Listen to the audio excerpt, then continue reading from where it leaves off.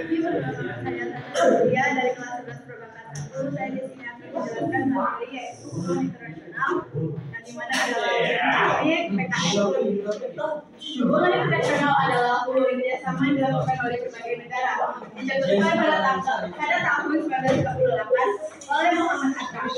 Organisasi dalam hubungan internasional dibagi menjadi 4, ada ASEAN, APEC, KAA, dan KMB.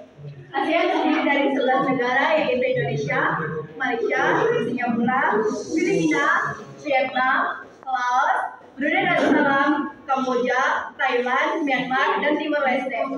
Bentuk-bentuk hubungan internasional dibagi menjadi 3, yaitu bilateral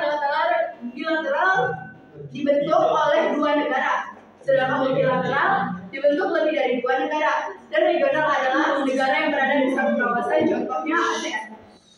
Sekian video presentasi saya.